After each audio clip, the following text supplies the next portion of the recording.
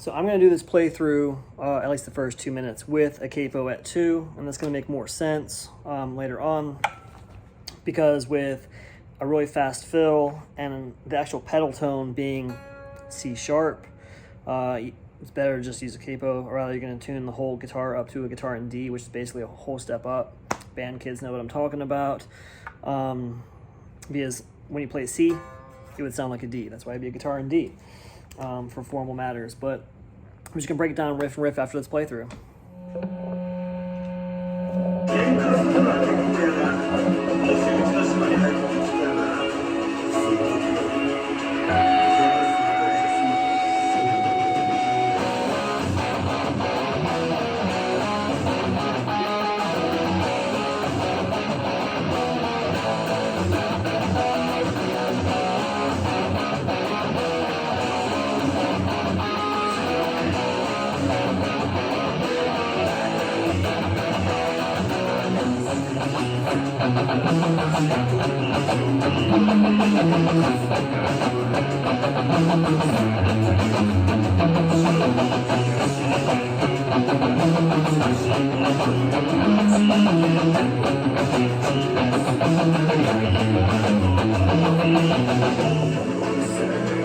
This will make sense soon enough.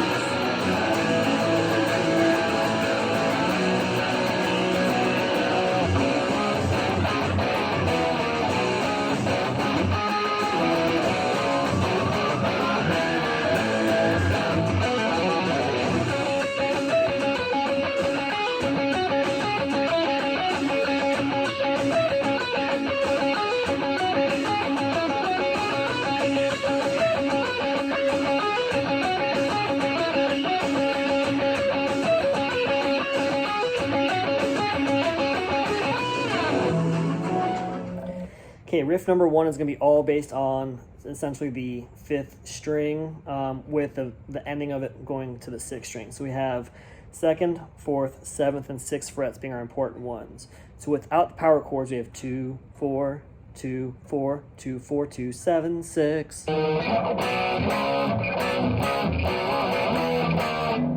At that point, we have 2, 4, 2, 4, then the octaves. So we have 2, 4, 2, 4.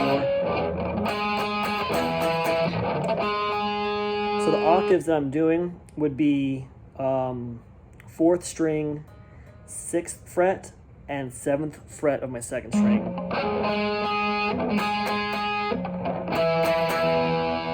And then the next set of octaves is going to be 7 of 5, and then 9 of 3. So that whole first part would be 2, 4, 2, 4, 2, 4, 2, 7, 6, 2, 4, 2, 4 octaves. Okay, the next part is going to have the exact same beginning of 2, 4, 2, 4, 2, 4, 2, 7, 6. At this point, now I'm playing it wrong in the, at least rhythmically, in the video, just because I kind of like the way it plays on that. But what we have is, we have a power chord on 6 and 5. This is basically the 5th fret of the 6th string, so we have 5 and 7. And then what we're going to do is we're going to extend it to where it's 4 and 7. So it's 5, 5, 4, 5 of a 6th string, but you're going to keep your pinky on the 7th fret of that 5th string. So is the correct rhythm in the actual video, but just because I like to play it kind of dirty, but and that's going to be the 7th fret of our 5th string, and then 7th fret power chord of our 6th string. So that whole beginning riff is 2, 4, 2, 4, 2, 4, 2, 7, 6, 2, 4, 2, 4 octaves, then 2, 4, 2, 4, 2, 4, 2, 7, 6, 5, 5, 4, 5. Then the power chords on that. Now this little breakdown is essentially the riff that we played before, just all palm muted. We're gonna have 2, 4, but it adds an extra 4 as well. So we have 2, 4, 4, 2, 4, and then we have 2, 4, 2, 7, 7, 6, 6. So it's 2, 4, 4, 2, 4, 2, 4, 2, 7, 7, 6, 6. The next part would basically have 5 11s and then 3 7s. We'd have 2, 4, 4, 2, 4, 1, 2, 3, 4, 5, and 3 on that. Make sure you come in on the upbeat system. Otherwise it won't sound right. So once again, I'll go over that all over. 2, 4, 4, 2, 4, 2, 4, 2, 6, 7, 7, 6, 6, 2, 4, 4, 2, 4, 11, 7. Now this next part is kind of basically, I always think of as like one of the most traditional pop punk, you know, chord progressions in C sharp minor. We'd have the 1 chord, 6, 3, 7, back to 1. So what we have here is the power chord on the 4th fret of the 5th string. I like to mute my middle finger on the 6th string. That's why I can get that sound. And then we do the 5th fret of the 6th string, then the 7th fret of my 5th string, and then it would be the 2nd fret of the 5th string. Now with the capo, you see me do this because my thumb's muting that string, so I can kind of bang the mess out of the strings. Yet again, it's 4th fret of 5, 5 of 6, 7 of 5, and then 2 of 5. So I forgot to add a little ending to the actual poppy chorus part, the punk thing we just talked about. So if you're doing the whole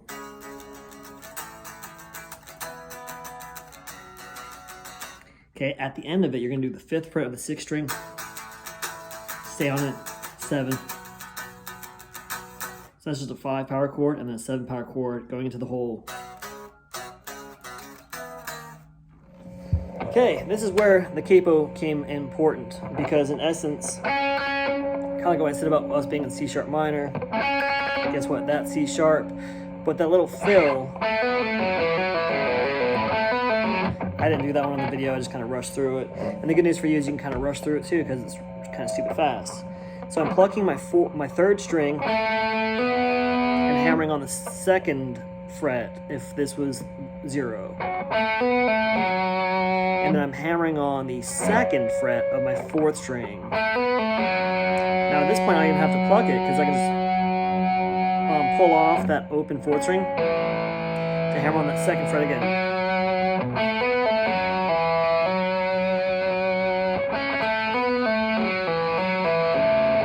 We're going to continue that path down.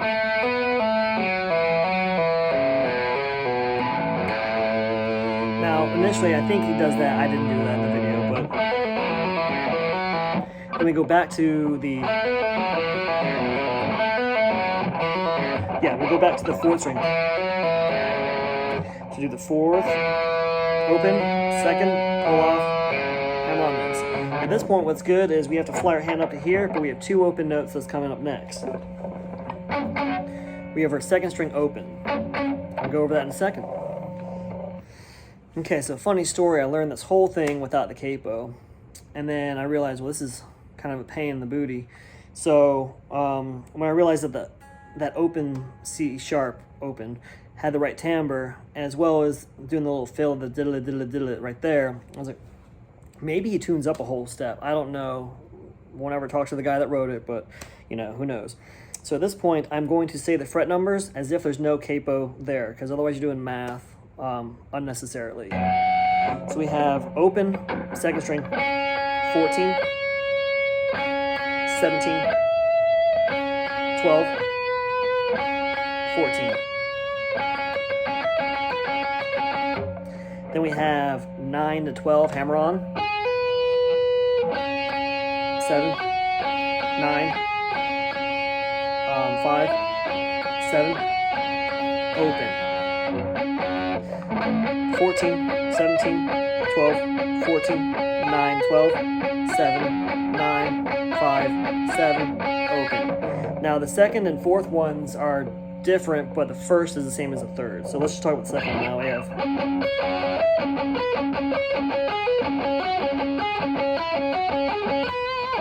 that's what happens next. So after the whole 9 to 12,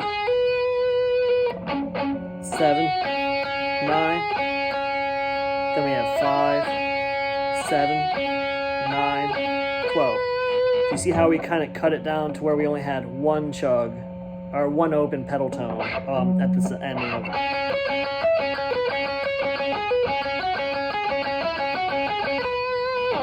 Hope that helped out. Hope to do the solo soon. I do have some other requests to get to before I tackle that.